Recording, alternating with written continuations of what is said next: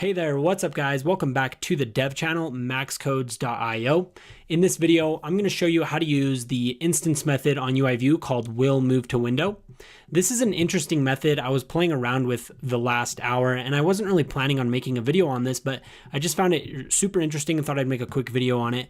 And basically, what's so dope about it is that it allows you to do things like access the superview of whatever view you're using this within, after you've added it to the subview without really calling any other code. So it does it automatically.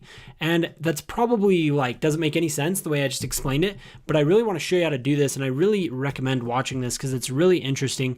If you have used this before, then I guess it's not that interesting, but let's go ahead and check it out because I want to show you. Basically, what we're going to do is we are going to create that button and we're going to constrain it all. We're going to write all of these constraints within the button class. We're not even going to basically use it outside. We're just going to declare it and add it to the subview, which is very, very interesting.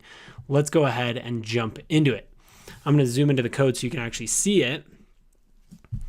I thought that was zoomed in already. I was working on my Swift animations course, which is almost done. But anyway, let's go ahead and start off by first selecting the iPhone XR simulator and then creating a subclass above our view controller called button or blue button or something. I'm just going to call this pay button since I'm working on a core data course as well. I'm going to call this UI, not view controller, but UI button. And then let's just give it their typical initializers. You know, I'm not going to explain that. And then I'm going to choose one that allows a title. So we're going to say title string super.init, and then I'm going to choose frame and just say .0. Okay, so we're good to go. And the first thing we need to do is just say translates auto-resizing masking constraints is set to false because we're going to be using programmatic AutoLayout, like I said. Now it should give us an error. Okay, there we are. Let's go ahead and fix that. You've probably all dealt with this before. And if you haven't, just keep watching my videos because this happens in almost all of them, right? Because we use custom classes a lot. Anyway, let's go ahead and do a few things here, okay? So what I want to do is first give it a layer.corner radius of, let's just say 12, and then we'll say background color is blue, or let's say red, and then for the title, let's just say set title, of course, normal, and then let's do the font. Let's say title label, !dot, font is equal to UI font dot system font of size and weight. We'll just say 18 and of weight bold. Okay, we're good to go. Let's go ahead and utilize this now, except for we need to add some constraints, right? So before we initialize this and actually add it to the subview of our view controller view, let's just go ahead and say width anchor dot constraint is equal to 108. We'll activate that real quick. I'm going to set this to something like 158 or something, just a little bit bigger. And then I'm going to copy that and say height anchor. And then, of course, we want this to be a bit smaller, so maybe like 60 or something. And then let's go ahead and add it to the subview down here. We'll say view.add subview, and I'm not even going to put it in a variable, just show you how we're going to be doing this and placing it on the screen where we want without even doing anything in the super view where we're adding it, right? Okay, so let's go ahead and say, what is it called? I can't remember what we called it. Blue button or something, pay button. All right, pay button. And then a title, I'm just gonna say hello mate, and then I'm gonna compile that junk. And let's just go ahead and take a look at this. All right, it's gonna take a second to compile, I guess, but we're goody.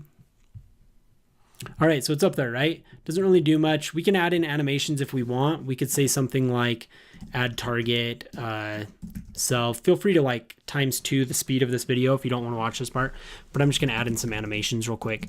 I'm going to say selector down dot touch down, and then I'm going to copy that and I'm going to say up and then just touch up inside. And then I'm going to create a couple methods. I'll say add Objective-C file private func down, and then let's write in a UIView animation here. I'm just going to say UIView spring. We almost do this exact same thing in my course I'm creating. I just recorded a lot of button stuff today, so that's why that's like half the reason I am doing this video, because I've just been doing buttons and I thought might as well. I was playing around with the willMove to method and then I was with buttons. Anyway, I think you get what I'm saying. Spring with damping, 0.5. Initial spring velocity, yeah, blah, blah, blah. I don't need to explain this. You all understand what's going on here. And if you don't, that's not really the purpose of this video anyway. All right, let's go ahead and say self.transform is equal to CGify transform. I'm just going to choose scale and say 0.95, 0.95. And then, of course, I'm going to copy this and say up, okay? And then this is going to be the opposite. We're just going to say dot identity to bring it back up. And in the animations I just showed you in here, these are, I guess it was a different one, but same thing. These are NSLayout AutoLayout constraint animations, so not even these animations. I did that previously in the course, but then I switched it in a different video. Anyway, you can see that it's working now. Okay, but we don't really have it on the screen where we want it, right?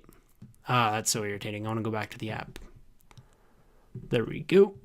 Right, it's up at the top. We want it to be kind of like not at the top, right? I don't know why it's not letting me like push it down, up. Anyway, let's just go ahead and do what I was talking about. Anyway, okay, so the problem here is we want to constrain this button to the bottom of the screen, right? But we can't do it because when we initialize it, I guess we could do it if we throw it in right here, right? But if I take this out and I say let button is equal to pay button, and I throw the button in here, and if we want to put in constraints, we can't really do that in the initializer with the X and Y because it's not really on any superview, right? So we can't, there's no superview at the time of initialization. I said that really weird, but there's no superview at the time of initialization. The only time button has a superview is after we add it to the subview, right? So this is how I ran into this error and had to search for a solution for this tonight. If we type in, we want to type in some anchors, right? We want to say like, okay, the bottom anchor dot constraint is equal to the superview dot bottom anchor. And I always wondered, like I was super curious as to why superview is an optional variable. And it's so very obvious why it's an optional variable now. It's because when you initialize it, there's obviously no superview. Very, very obvious. I missed that for months and months and probably years. I never understood that. Anyway, what we need to do is unwrap it, right? So if we say guard let superview is equal to superview, else return, then yeah, we can run this code, right? But this isn't going to run because we have no superview. I'm also going to add in a right anchor and a right anchor over here. And then I'm going to add in some constants. So constant -100, constant -20. I'm going to change these both to -20.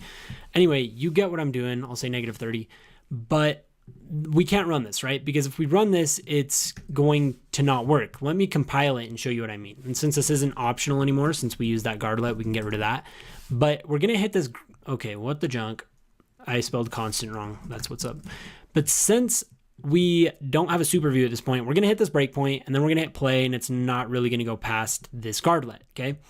Or at least that's what it should do, right? That's what I expect. I'm going to hit play, and it doesn't go past it because we don't have a superview. So what we need to do is we need to use this method that we were talking about at the beginning of the video. willMove to window. So again, I just think this is amazing. Let's go ahead and implement it after reading it. So it tells the view that its window object is about to change. New window, the window object that will be at the root of the receiver's new view hierarchy. The parameter may be nil. Okay, now we're not actually going to be using the window property, right? We're just going to be using the method. And the thing that's actually also really weird is that there is a other method in here that I tried first and it didn't work. It's willMove to superview. This method just crashed. It just didn't work. So it willMove to superview doesn't work. If you know a usage of this method, go ahead and drop a comment and let me know. I want the engagement to expose the channel. And I'm actually really genuinely curious if there's a use for this that we could all use it for. Obviously there is a use for it, but I just don't know it. And I'm sure a lot of you don't either. So if one of you guys does, just drop a comment. All right, anyway, let's go ahead and implement this willMove to method. So I'm gonna go down here, just below the initializer. It doesn't really matter where you put it, I guess. willMove to window, and that will auto-populate. And we can now guard unwrap the superview and we're gonna have access to it. So at some point when this method runs, we actually have a superview. So it's super interesting, and we can now add constraints and modify the superview, just use the superview in any way we might need to in this method. We have access to it and we don't have to run any additional code, right?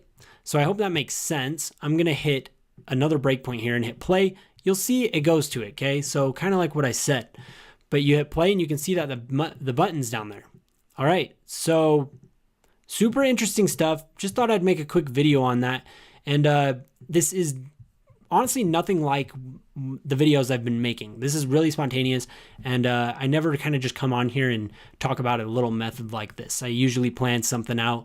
Usually it's pretty beginner. I guess this is beginner too, but with all the stuff I did in this video without explaining, I guess it's a little more advanced since you'd have had to type that out pretty fast. Either way, let me know what you think. If you want the source code, I'll put it up on GitHub or something, but if nobody asks, I'm not going to, just because it's such a small file. Like, if you really want it, drop a comment or just type it all out. Either way. And I'm glad to provide it. I just don't want to do it if nobody's going to actually use it. All right, so that's it for this video. And again, check out my courses, maxcodes.io/courses. I'm trying to make some bucks here, and I'm trying to provide you guys with some awesome content. So if you want to check those out, you can. But yeah, see you in tomorrow's video.